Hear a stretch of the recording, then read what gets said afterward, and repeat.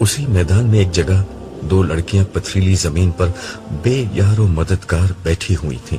दोनों की आंखें बुरी तरह सूज रही थीं।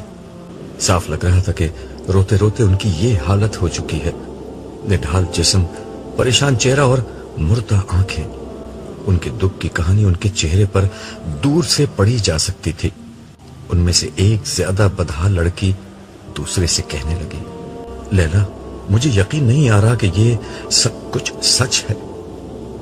इंसान मौत के बाद दोबारा इस तरह जिंदा हो सकते हैं? दुनिया की जिंदगी के बाद एक नई दुनिया शुरू हो सकती है?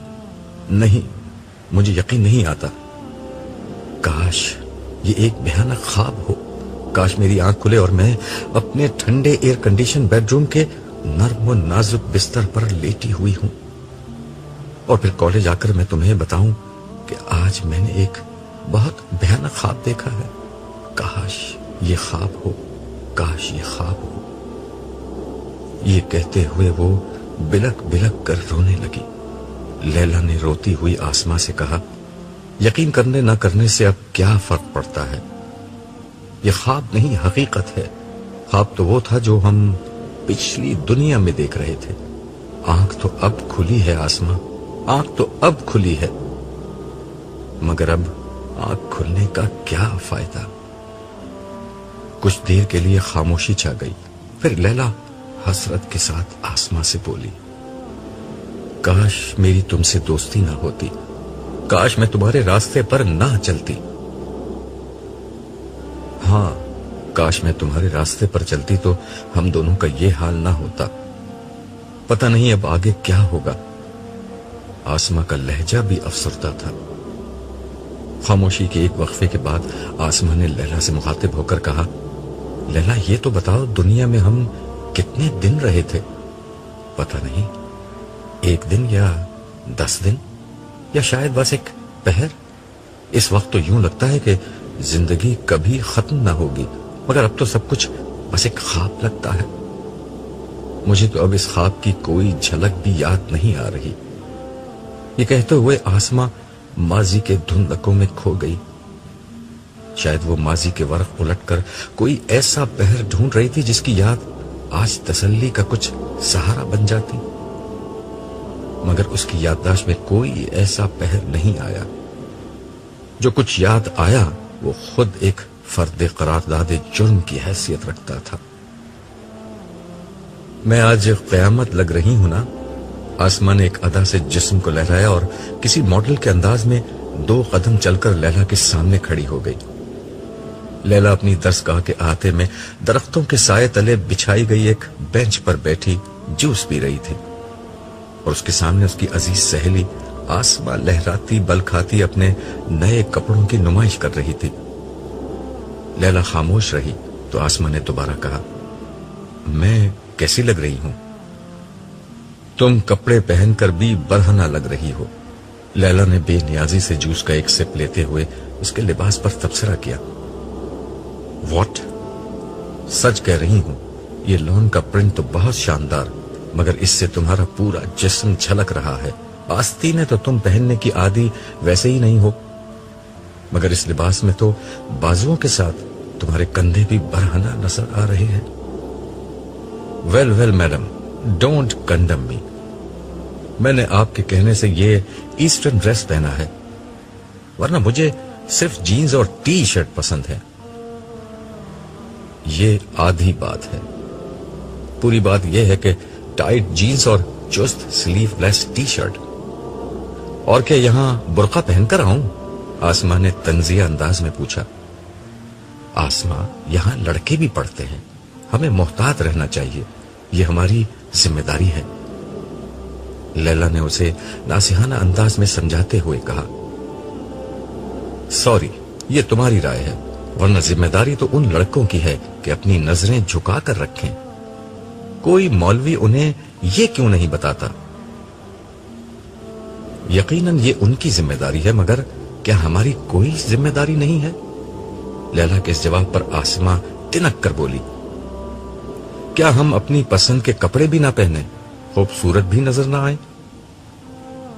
जरूर पहनो और जरूर खूबसूरत लगो, मगर हया के दायरे में रहते हुए। बस करो यार, यहां एक मैडम शाइस्ता हैं जो हर वक्त ऐसे ही मॉडेस्टी पर लेक्चर देती रहती हैं, और दूसरी तुम हो। सुनो, उनके नक्शे कदम पर मत चलो, वरना उनके जैसा ही अंजाम होगा। सारी जिंदगी घर बैठी रह जाओगी मॉडेस्ट बनकर, तुम्हारी भी कहीं शादी नहीं होगी। आसमा, बुरी बात है, इतनी अच्छी और नेक टीचर हैं और तुम हो के उनका मजाक उड़ा रही हो। उनकी शादी नहीं हुई तो उसमें इनकी मॉडेस्टी का नहीं, हमारे माशरे का कसूर है। अरे छोड़ो यार ये फजूल बहस। ये देखो, ये जो लॉन का प्रिंट मैंने पहना है वो सुपर मॉडल एक्ट्रेस चंपा ने लॉन्च किया है, और इसका डिजाइनर भी इंटरनेशनल शोहरत का मालिक है। पता है, एक सूट 30,000 का है। तुमने तो एग्जीबिशन में जाने से इनकार कर दिया था, मगर वहां बड़ा मजा आया। आखिर में फैशन शो भी था, उसी में चंपा ने ये स्टाइल पहना था जैसे मैंने कॉपी किया है। तुम भी बनवा लो, और उसके बाद मेरे घर वाले मुझे घर से निकाल देंगे। डोंट वरी, मैं तुम्हें अपने यहां रख लूंगी। वैसे भी तुम्हारे घर वाले बड़े ऑर्थोडॉक्स हैं।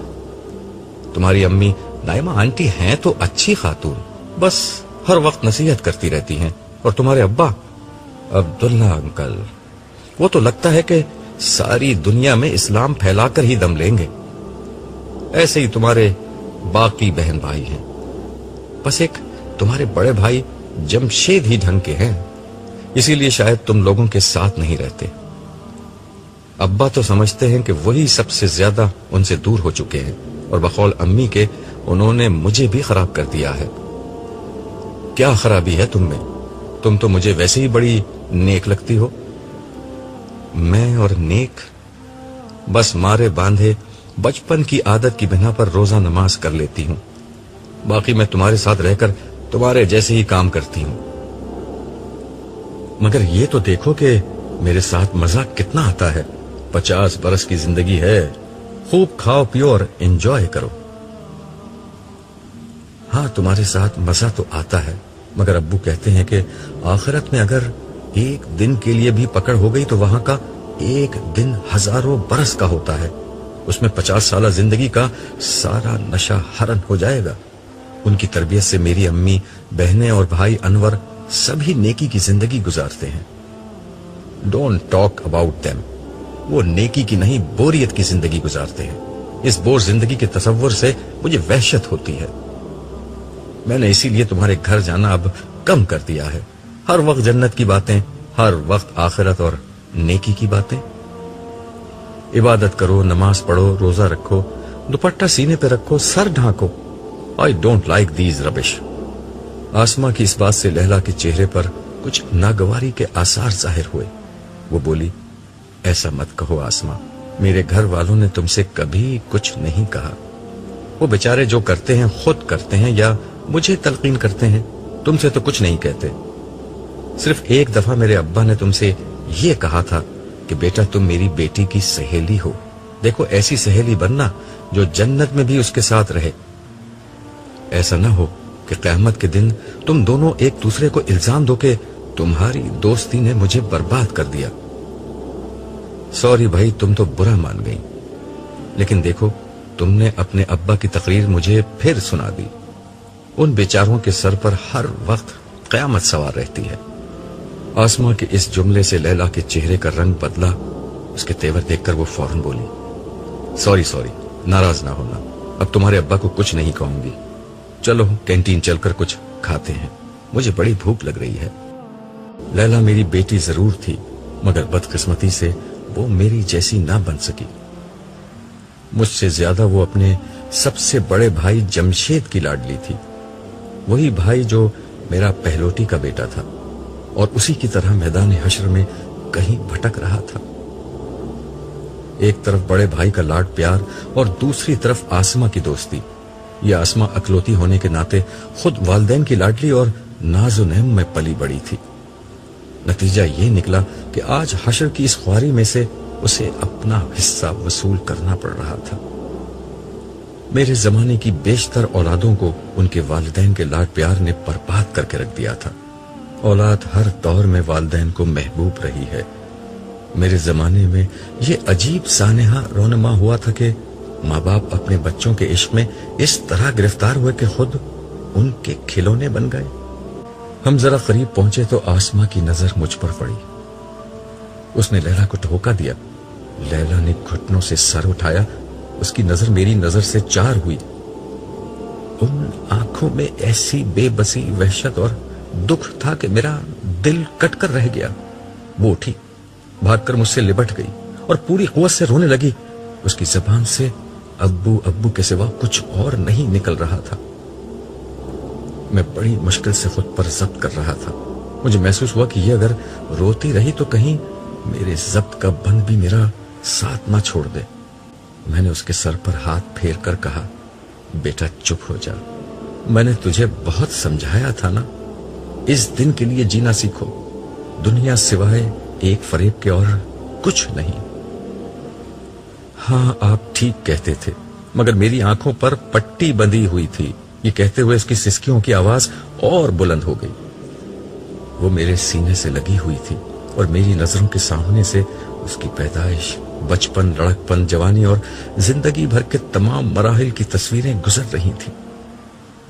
کبھی بستر پر پڑی ہوئی وہ گڑیا جس کے رونے سے میں بے چین ہو جایا کرتا تھا، کبھی فراک پہنی ہوئی وہ پری جس کی ایک ایک ادا پر میں جان نثار کرتا تھا، کبھی اسکول کے یونیفارم میں بیگ لٹکائے وہ معصوم سی کلی، کبھی کالج کے یونیفارم میں پھولوں جیسی وہ بچی، اور کبھی شادی کے جوڑے میں سجی میرے دل کا وہ ٹکڑا جو اس وقت سراپا حسرت و یاس کی صورت بنے میرے سینے سے لگی تڑپ رہی تھی۔ مجھے لگا جیسے میرا دل پھٹ جائے گا۔ میں نے اسے بازوؤں سے پکڑ کر خود سے دور کر دیا اور اپنا سر پکڑ کر کھڑا ہو گیا۔ اتنے میں آسماں بھی ہمارے قریب آ کر کھڑی ہو چکی تھی۔ میری آخری بات سن کر وہ بولی، انکل مجھے تو ساری امید آپ سے تھی، لیکن اب آپ بھی نا امید کر رہے ہیں۔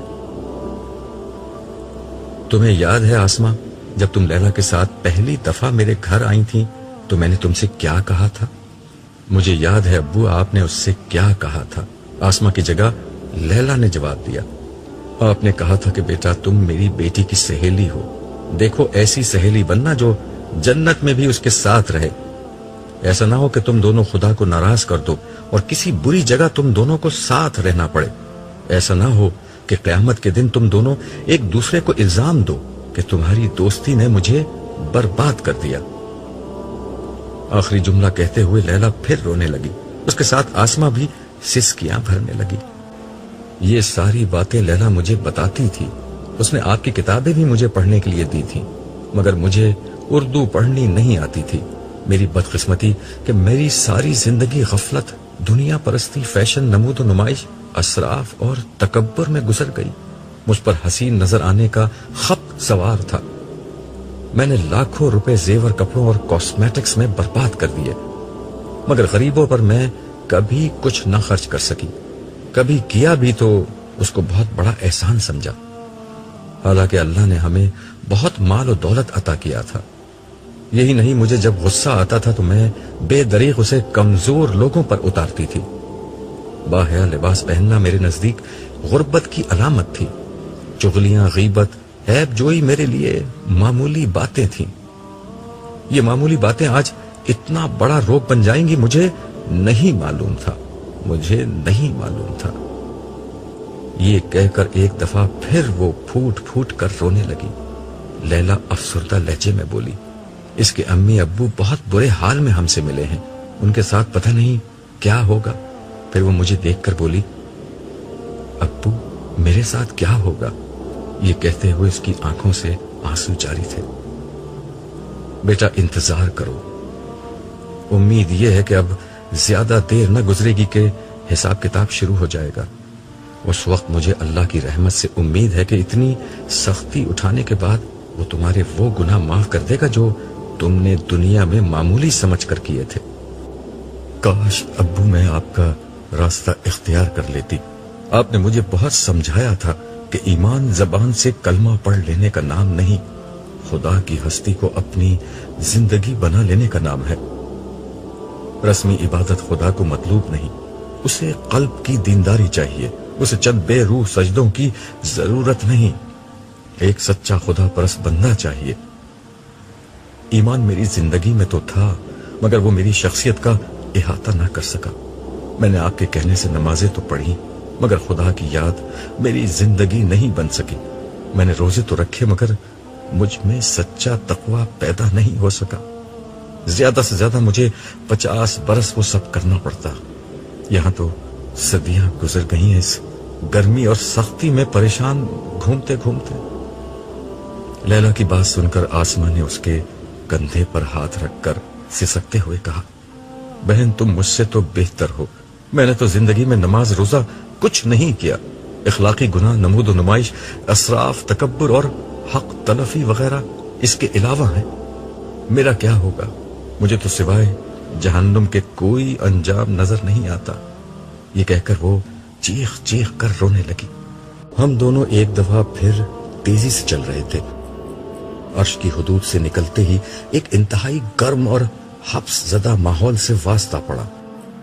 لگتا تھا کہ سورج 9 کروڑ میل سے 1.25 میل کے فاصلے پر آ کر دہکنے لگا ہے۔ ہوا بالکل بند تھی، لوگ پسینے میں ڈوبے ہوئے تھے، پانی کا نام و نشان نہ تھا۔ مجھ پر جام کوثر کا اثر تھا، وگرنہ اس ماحول میں تو ایک لمحہ گزارنا ناممکن تھا۔ مگر میں دیکھ رہا تھا کہ ان گنت لوگ اسی ماحول میں بدحال گھوم رہے تھے، چہروں پر وحشت، آنکھوں میں خوف، بال خاک آلود، جسم پسینے سے شرابور، وجود مٹی سے اٹا ہوا، پاؤں میں چھالے اور ان چھالوں سے رستا ہوا خون اور پانی۔ یاس و ہراس کا یہ منظر میں نے زندگی میں پہلی دفعہ دیکھا تھا۔ ہر طرف افراتفری چھائی ہوئی تھی، ہر کسی کو اپنی پڑی ہوئی تھی۔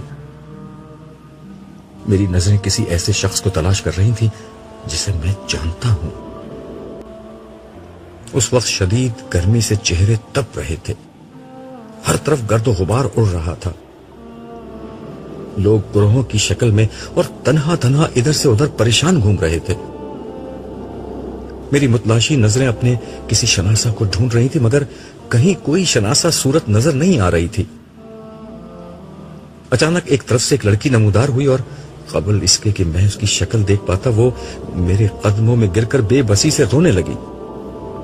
میں نے قدرے پریشانی سے صالح کی سمت دیکھا۔ اس نے سپاٹ لہجے میں لڑکی سے کہا، کھڑی ہو جاؤ۔ اس کے لہجے میں نہ جانے کیا تھا کہ میری ریڑھ کی ہڈی میں سنسناہٹ ہونے لگی۔ لڑکی بھی سہم کر کھڑی ہو گئی۔ میں نے اس کا چہرہ دیکھا، یہ چہرہ خوف، اندیشے اور غم کے سایوں سے سیاہ پڑ چکا تھا، چہرے اور بالوں پر مٹی پڑی ہوئی تھی، پیاس کے مارے ہونٹوں پر پپڑیاں جمی ہوئی تھیں، اور وحشت زدہ آنکھوں میں خوف و دہشت کا رنگ چھایا ہوا تھا۔ کرب کی ایک لہر میرے وجود کے اندر اتر گئی۔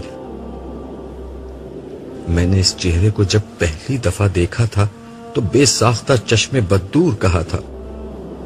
گورا رنگ، کھڑا کھڑا ناک نقشہ، کتابی چہرہ، گلابی ہونٹ، نیلی آنکھیں اور گہرے سیاہ بال۔ خدا نے اس چہرے کو قدرتی حسن سے اس طرح نوازا تھا کہ زیب و زینت کی اسے حاجت نہ تھی، مگر آج یہ چہرہ بالکل بدل چکا تھا۔ ماضی کا جمال روز حشر کے حزن و ملال کی تہ میں کہیں دفن ہو چکا تھا۔ سراپا حسرت، سراپا وحشت، سراپا اذیت اور مجسم ندامت۔ یہ وجود کسی اور کا نہیں، میرے چہیتے بیٹے جمشید کی بیوی اور اپنی بڑی بہو ہما کا تھا، جو حسرت و یاس کی ایک زندہ تصویر بن کر میرے سامنے کھڑی تھی۔ ابو جی مجھے بچا لیجئے، میں بہت تکلیف میں ہوں، یہاں کا ماحول مجھے مار ڈالے گا۔ میں نے ساری زندگی کوئی تکلیف نہیں دیکھی، مگر لگتا ہے کہ اب میری زندگی میں کوئی آسانی نہیں آئے گی۔ اللہ کے واسطے مجھ پر رحم کیجئے، آپ اللہ کے بہت محبوب بندے ہیں، مجھے بچا لیجئے۔ یہ کہتے ہوئے ہما ہچکیاں لے کر رونے لگی۔ جمشید کہاں ہے؟ میں نے ڈوبے ہوئے لہجے میں دریافت کیا۔ وہ یہیں تھے، وہ بھی آپ کو ڈھونڈ رہے ہیں۔ مگر یہ اتنی بڑی جگہ ہے اور اتنے سارے لوگ ہیں، کسی کو ڈھونڈنا ناممکن ہے۔ ان کا حال بھی بہت برا ہے۔ وہ مجھ سے بہت ناراض تھے۔ انہوں نے ملتے ہی مجھے تھپڑ مار کر کہا تھا کہ تمہاری وجہ سے میں برباد ہو گیا۔ ابو، میں بہت بری ہوں۔ میں خود بھی تباہ ہو گئی اور اپنے خاندان کو بھی برباد کر دیا۔ پلیز مجھے معاف کر دیں اور مجھے بچا لیں۔ اللہ کا عذاب بہت خوفناک ہے، میں اسے برداشت نہیں کر سکتی۔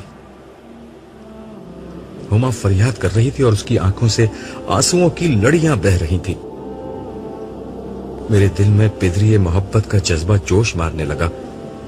وہ بہرحال میری بہو تھی، مگر اس سے پہلے کہ میں کچھ کہتا، سہلے اسی سپاٹ لہجے میں بولا، یہ بات تمہیں دنیا میں سوچنی چاہیے تھی ہما بی بی۔ آج تمہاری عقل ٹھکانے آ گئی ہے، مگر یاد ہے دنیا میں تم کیا تھیں؟ تمہیں شاید یاد نہ آئے، میں یاد دلاتا ہوں۔ یہ کہتے ہوئے سالے نے اشارہ کیا اور یک لخت ایک منظر سامنے نظر آنے لگا۔ یہ جمشید اور ہما کا کمرہ تھا۔ مجھے لگا میرے ارد گرد کا ماحول غائب ہو چکا ہے اور میں اسی کمرے میں ان دونوں کے ہمراہ موجود ہوں اور براہ راست سب کچھ دیکھ اور سن رہا ہوں۔ جمشید، اب میں اس ملک میں نہیں رہ سکتی۔ اب ہمیں کسی ویسٹرن کنٹری میں شفٹ ہو جانا چاہیے۔ ڈریسنگ ٹیبل کے سامنے بیٹھی ہوئی ہما نے اپنے کٹے ہوئے بالوں کو برش کرتے ہوئے کہا۔ جمشید بیڈ پر لیٹا ٹی وی دیکھ رہا تھا۔ اس نے کوئی جواب نہیں دیا۔ تم نے سنا جمشید میں نے کیا کہا؟ یس، میں نے سن لیا، لیکن میرا پورا خاندان یہاں ہے، میں انہیں چھوڑ کر کیسے جاؤں؟ بالکل ویسے ہی جیسے تم ان کا گھر چھوڑ کر میرے ساتھ الگ ہو چکے ہو۔ یہاں کی بات اور ہے، میں ہفتے میں ایک دفعہ جا کر ان سے مل تو لیتا ہوں، دوسرا یہ کہ فورن ٹرپ تو ہم ہر سال ہی کر لیتے ہیں، پھر ہمیں باہر شفٹ ہونے کی کیا ضرورت؟ نہیں، اب بچے بڑے ہو رہے ہیں، میں چاہتی ہوں کہ ان کی پرورش باہر ہی ہو،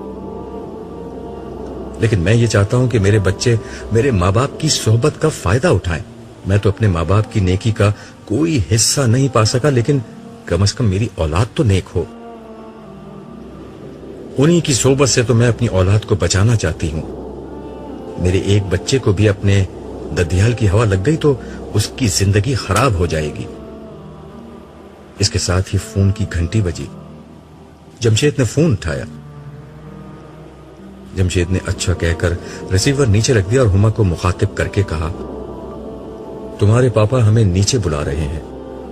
پھر ہما کی بات کا جواب دیتے ہوئے بولا، تم آخر میرے ماں باپ کے بارے میں اتنی نیگیٹو کیوں ہو؟ انہوں نے میری خوشی کی خاطر تمہیں بہو کے طور پر قبول کیا، حالانکہ تمہارے انداز و اطوار انہیں بالکل پسند نہ تھے۔ تم مجھے لے کر الگ ہو گئی تب بھی انہوں نے برا نہیں مانا۔ بس رہنے دو، ہما تنک کر بولی۔ انہیں میرے انداز و اطوار ناپسند تھے، مگر تم میرے عشق میں دیوانے ہو رہے تھے، اس لیے انہوں نے مجبوراً تمہیں مجھ سے شادی کی اجازت دی۔ تم ان سے الگ ہو کر یہاں زیادہ اچھی زندگی گزار رہے ہو، پاپا کے بزنس میں شریک ہو، کروڑوں میں کھیلتے ہو۔ جمشید، مجھ سے شادی کر کے تم سراسر فائدے میں رہے ہو، تم نے کوئی نقصان نہیں اٹھایا۔ پتہ نہیں کیوں تمہاری باتیں سن کر کبھی کبھی ابو کی یاد آ جاتی ہے کہ نفع و نقصان کا فیصلہ آخرت کے دن ہوگا۔ یار، یہ فضول مذہبی باتیں ختم کرو، مجھے ان سے چڑ آتی ہے۔ کوئی قیامت وغیرہ نہیں آنی، لاکھوں برس سے دنیا کا سسٹم ایسے ہی چل رہا ہے۔ If you are smart, powerful and wealthy, you are the winner. All others are losers and idiots. And you know, this judgment day talk is nothing but rubbish. ویسے for your kind information, میرے پاپا نے اپنے پیر صاحب سے یہ guarantee لے رکھی ہے کہ قیامت میں وہ انہیں بخشوا دیں گے۔ ان کو بہت پیسہ دیتے ہیں میرے پاپا۔ ہاں، جس طرح ناجائز منافع خوری، قانون کی خلاف ورزی اور دیگر حرام ذرائع سے پیسہ کماتے ہیں، اس کو کہیں تو پاک کرنا ہوگا۔ مجھے سب معلوم ہے تمہارے پاپا اور چودھری مختار صاحب کئی بزنس میں پارٹنرز ہیں اور 2 نمبر کے ہتھ کنڈوں سے پیسہ کماتے ہیں۔ اچھا، اتنا ہی حلال حرام کا خیال ہے تو چھوڑ دو پاپا کا بزنس۔ بزنس تو چھوڑ دوں مگر تمہیں کیسے چھوڑوں؟ مجھے معلوم ہے کہ اس کے بعد جاب کرنے سے نہ تمہارے خرچے پورے ہوں گے اور نہ میں تمہارا لیونگ سٹینڈرڈ مینٹین کر سکوں گا۔ تمہارے عشق نے مجھے کہیں کا نہ چھوڑا، وگرنہ میں جس خاندان سے ہوں وہاں حلال اور حرام ہی سب کچھ ہے۔ اسی لیے اتنی مڈل کلاس زندگی گزار رہے ہیں وہ لوگ۔ اچھا ہوا تم میرے ساتھ آ گئے، وگرنہ اپنے بھائیوں کی طرح موٹر سائیکل پہ گھومتے یا 800 سی سی گاڑی چلاتے اور کسی فلیٹ میں سڑی ہوئی زندگی گزار کر مر جاتے۔ زندگی اچھی گزاریں یا بری، مرنا تو ہمیں ہے، پتہ نہیں آخرت میں ہمارے ساتھ کیا ہوگا۔ بے فکر رہو، کچھ نہیں ہوگا، وہاں بھی ہم ٹھاٹ سے رہیں گے۔ میرے پاپا کے پیر صاحب کے سامنے تو تمہارے اللہ میاں بھی کچھ نہیں بول سکتے۔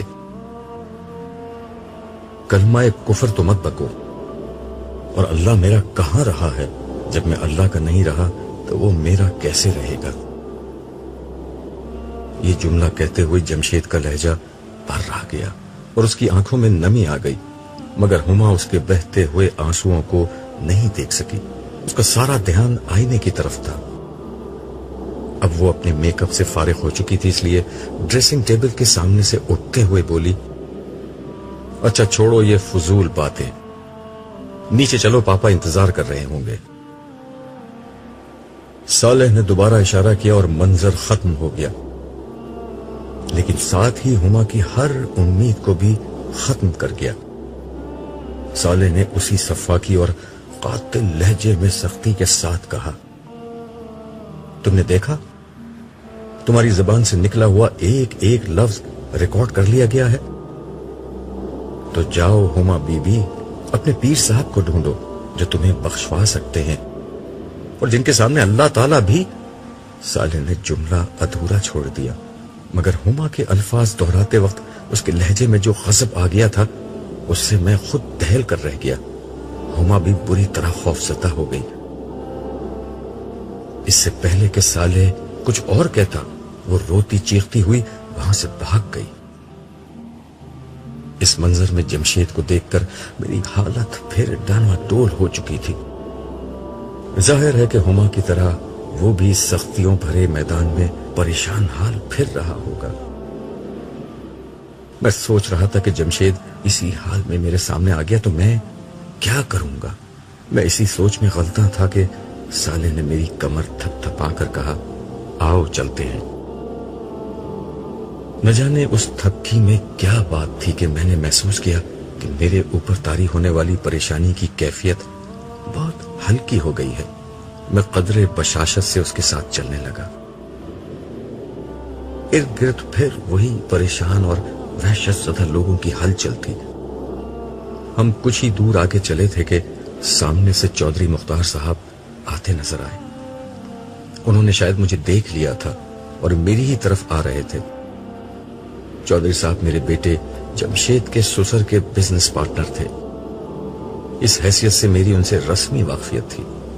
میرے قریب آتے ہی انہوں نے مجھ سے گلے ملنے کی کوشش کی، جسے صالح نے ہاتھ آگے بڑھا کر یہ کہتے ہوئے ناکام بنا دیا، دور رہ کر بات کرو۔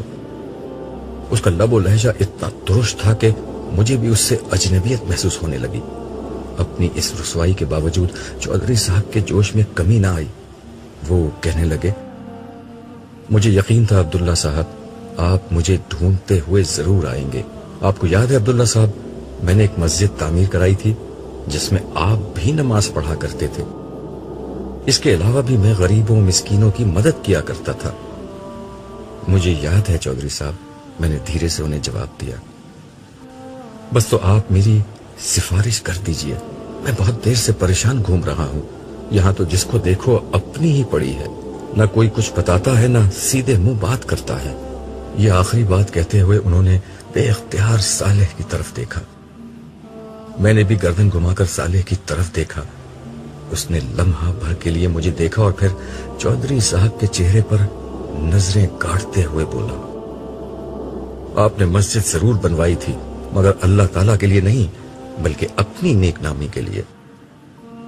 جب پیسے اللہ کو دیے جاتے ہیں تو گردن جھکی ہوتی ہے, ہاتھ بندھے ہوتے ہیں, لہجہ پست ہوتا ہے اور دل میں عاجزی اور خوف ہوتا ہے. مگر آپ کے معاملے میں ایسا نہیں تھا.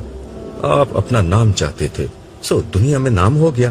اب تو آپ کو حساب دینا ہوگا کہ یہ پیسہ کمایا کس طرح تھا. اور ہاں, اچھے کاموں پر تو آپ کبھی کبھار ہی پیسے خرچ کیا کرتے تھے.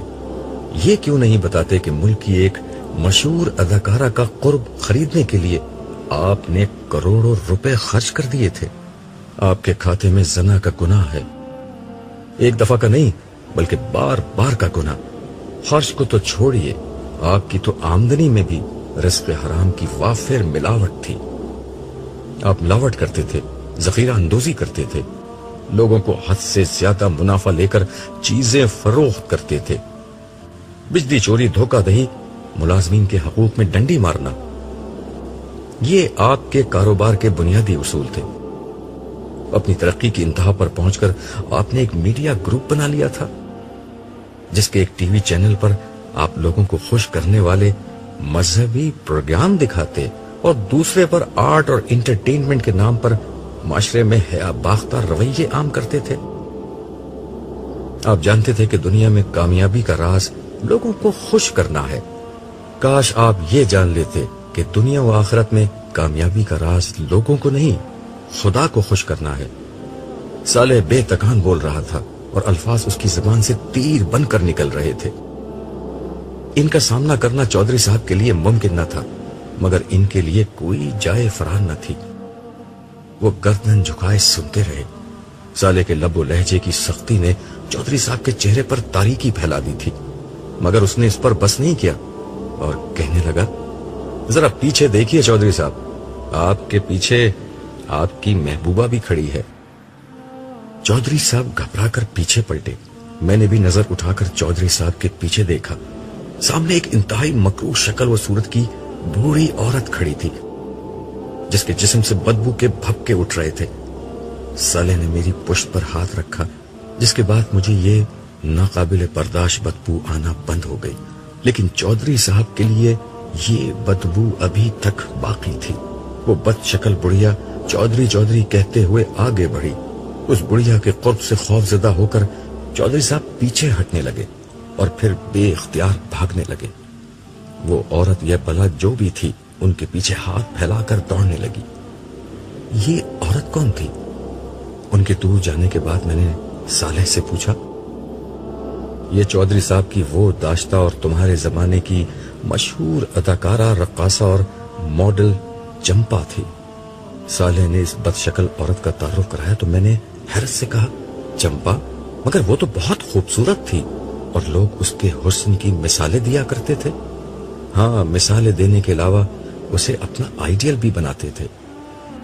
اب دیکھ لو لوگوں کے اس آئیڈیل کی شکل کیسی ہو چکی ہے. یہ عورت اپنے بھڑکیلے اور نیم اریاں رقصوں سے معاشرے میں فحاشی پھیلاتی تھی.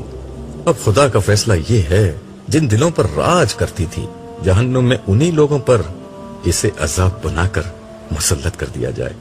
صالح نے ہنستے ہوئے جواب دیا. میں دل میں سوچنے لگا کہ میرے زمانے میں فحاشی شاید انسانی تاریخ میں سب سے زیادہ بڑھ چکی تھی. ٹیلی ویژن نے گھر گھر اس طرح کی اداکاراؤں کے جلوے بکھیر دیے تھے. اس دور کے تمام معاشروں نے فحاشی اور اریانی پھیلانے والی ایسی خواتین کو عزت کے بلند ترین مقام پر بٹھا دیا تھا. فلمی اداروں اور ٹی وی چینلز کے مالکان کے نزدیک وہ عورتیں مال کمانے کا سب سے سستا اور آسان ذریعہ تھی جن کے فحش رقصوں, دلربا اداؤں اور کم لباسی کو بیچ کر یہ لوگ اپنی دولت میں اضافہ کیا کرتے تھے. نوجوان ان کے دیوانے تھے اور اپنے ہونے والی بیویوں میں ان کی صورتیں اور نخرے تلاش کرتے تھے. لڑکیاں انہی کے انداز و لباس کی نقل کر کے خود کو سنوارا کرتی تھیں. انہی کی وجہ سے شریف مگر عام شکل و صورت والی کتنی ہی لڑکیاں معاشرے میں بے وقت ہو گئی تھیں. ان میں سے کتنی تھیں جو اپنے آنگن میں بہاروں کی راہ تکتے تکتے سفید بالوں کی خزاں رخ تک جا پہنچی، اور کتنی تھیں جو معاشرے کی ناقدری کے داغ کو اپنی شرافت کی چادر میں چھپائے دنیا سے رخصت ہو جاتی تھیں۔ میرے چہرے پر دکھ کے آثار واضح تھے، یہ آثار صالح نے پڑھ لیے تھے۔ وہ میرا ہاتھ تھامے خاموشی سے ایک طرف بڑھنے لگا، پھر کچھ دیر بعد ایک جگہ ٹھہر کر بولا، خدا نے تمہارے دکھوں کو دور کرنے کا ایک انتظام کیا ہے، مگر بہتر ہوگا کہ اسے دیکھنے سے قبل گزری ہوئی دنیا کا یہ منظر بھی دیکھ لو۔ اس کی زبان سے یہ الفاظ نکلے ہی تھے کہ میرے سامنے ایک منظر فلم اسکرین کی طرح چلنے لگا۔ مجھے لگا کہ میں اس منظر کا ایک حصہ ہوں اور بیان ہوئے بغیر بھی ہر حقیقت سمجھ رہا ہوں۔ صبح کی روشنی کھڑکی پر پڑے پردوں کو خاطر میں نہ لاتے ہوئے کمرے کے اندر داخل ہونے لگی تھی۔ کالج جانے کا وقت ہو رہا تھا، مگر شائستہ کی ہمت نہیں ہو رہی تھی کہ اس سردی میں بستر سے نکلے اور کالج جانے کی تیاری کرے۔ وہ عام طور پر فجر کی نماز پڑھ کر کچھ دیر مطالعہ کرتی اور پھر کالج کی تیاری، مگر آج وہ نماز پڑھ کر دوبارہ بستر میں لیٹ گئی تھی۔ کل رات ہی سے اس کی طبیعت ناساز تھی۔ نہیں، مجھے کالج جانا ہوگا ورنہ اسٹوڈنٹس کا بہت نقصان ہوگا، اور پھر امی ابو کے لیے ناشتہ بھی تو بنانا ہے۔ اس نے دل میں سوچا اور ہمت کر کے بستر سے اٹھ گئی۔ دھیرے سے چلتے ہوئے وہ برابر والے کمرے کی طرف گئی جو اس کے والدین کا تھا۔ اس نے آہستہ سے دروازہ کھول کر دیکھا، وہ دونوں گہری نیند سو رہے تھے۔ اس کے چہرے پر ایک اطمینان بخش مسکراہٹ آ گئی۔ شائستہ نے اپنی ساری زندگی اپنے گھرانے کے نام کر دی تھی۔ اس کے والدین اس کے بچپن ہی میں معذور ہو گئے تھے۔ وہ 3 بہنوں میں سب سے بڑی تھی۔ والدہ نے سلائی کر کے بمشکل تمام انہیں پڑھایا تھا۔ تعلیم مکمل کر کے اس نے پہلے اسکول اور پھر ایک پرائیویٹ کالج میں پڑھانا شروع کر دیا۔ وہ اس کے خواب دیکھنے کے دن تھے۔ وہ بہت خوبصورت تو نہیں تھی، لیکن نوجوانی خود ایک حسن ہوتی ہے۔ اس کی زندگی میں نوجوانی کا مفہوم بس ایک ذمہ داری تھا، جس میں خوابوں اور خواہشوں کی کوئی گنجائش نہ تھی۔ گھر کا خرچہ، والد کا علاج، مکان کا کرایہ اور چھوٹی بہنوں کی تعلیم۔ دونوں چھوٹی بہنیں خوش شکل تھیں، بڑی ہوئیں تو آنے والے ہر رشتے کا رخ انہی کی طرف تھا۔ شائستہ راہ کی دیوار نہیں بنی اور خوشی خوشی بہنوں کو ان کے گھر آباد کر دیا۔ یہ ذمہ داریاں پوری کرتے کرتے اس کی جوانی ڈھلتی چلی گئی، اور اب وہ اپنے بوڑھے والدین کا بوجھ اٹھانے کے لیے تنہا رہ گئی تھی۔ ان حالات میں اس کا سہارا خدا کی ذات تھی۔ اسے خدا سے بہت شدید محبت تھی، اتنی محبت کہ زندگی کی کسی محرومی نے اس کے اندر تلخی نہیں آنے دی۔ وہ نماز روزی کی پابند تو بچپن سے تھی، مگر خدا کی محبت کی یہ مٹھاس اسے اس کے روحانی استاد عبداللہ صاحب کی کتابیں پڑھ کر ملی تھی، اور اب یہ اس کی زندگی کا مشن تھا کہ وہ خدا کی بندگی اور محبت کی یہ مٹھاس اپنے نوجوان طلباء تک منتقل کرے۔ وہ ایک بہترین استاد تھی اور اس کے طلباء اس کی بہت عزت کرتے تھے، اسی لیے وہ اس کی باتیں ہمیشہ توجہ سے سنتے اور شائستہ شوق سے انہیں پڑھاتی تھی۔ مگر آج نہ جانے کیوں اس کا دل بہت اداس تھا۔ شاید طبیعت کی خرابی کا اثر تھا کہ وہ ڈپریشن کی کیفیت میں تھی۔ ناشتے سے فارغ ہو کر وہ آئینے کے سامنے کھڑی کالج جانے کے لیے تیار ہو رہی تھی۔ اس نے اپنے چہرے کو غور سے دیکھا۔ ڈھلتی جوانی کے سارے اثرات اب ظاہر ہو رہے تھے۔ وہ ایک کرب کے ساتھ مسکرائی اور خود کو مخاطب کر کے دھیرے سے بڑبڑائی، شائستہ، تم ہار گئی، تمہارے حصے میں تنہائیوں کے سوا کچھ نہیں آیا۔ یہ کہتے ہوئے اس نے آنکھیں بند کر لی، شاید یہ اس کا اعتراف شکست تھا۔ مگر اسی لمحے استاد عبداللہ کی ایک بات اس کے کانوں میں گونجنے لگی، جو خدا سے سودا کرتا ہے وہ کبھی نقصان نہیں اٹھاتا۔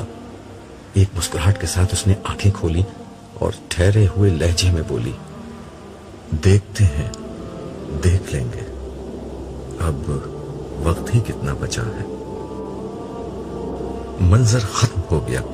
میں نے صالح کی سمت دیکھ کر کہا، میں تو اس لڑکی کو نہیں جانتا۔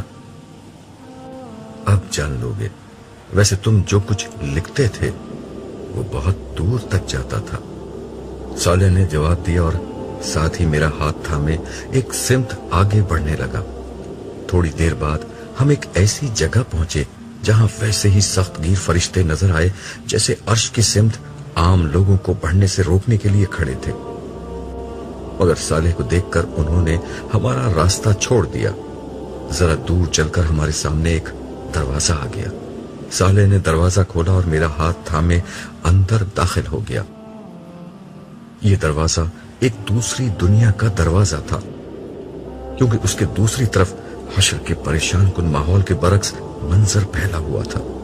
मैं बेइख्तियार बोला, साले, हम वापस नबियों के कैंपों की तरफ तो नहीं आ गए? उसने मुस्कुरा कर कहा, हाँ, तुम्हारा दुख तो यहीं आकर दूर हो सकता है। हम चलते हुए एक शानदार खेमे के करीब पहुंचे। उसके दरवाजे पर एक इंतहाई बावकार और पुर नूर चेहरे वाले एक साहब खड़े थे। ये मेरे लिए बिल्कुल अजनबी थे। करीब पहुंचकर सालेह ने उनसे मेरा तारुफ कराया। ये अब्दुल्ला है, मोहम्मद रसूलुल्लाह की उम्मत के आखिरी दौर के उम्मती, और आप नहूर हैं, यरमैया नबी के इंतहाई करीबी साथी। नहूर, आप इन्हीं से मिलना चाह रहे थे ना? ये एक अजीम पैगंबर के सहाबी का मुझसे तारुफ भी था और ये वजाहत भी कि मैं यहां क्यों मौजूद हूं। मैंने नहूर से मुसाफे के लिए हाथ बढ़ाया, लेकिन उन्होंने पुरजोश अंदाज में मुझे अपनी गले से लगा लिया। मैंने इसी हाल में उनसे कहा, यरमैया नबी से मुलाकात का शर्फ तो मुझे अभी तक हासिल नहीं हुआ, लेकिन आपसे मिलना भी किसी एजाज से कम नहीं है। जरा बाहर आना, देखो तो तुमसे कौन मिलने आया है। नहूर की आवाज के साथ ही एक लड़की खेमे से निकलकर उनके बराबर आ खड़ी हुई थी।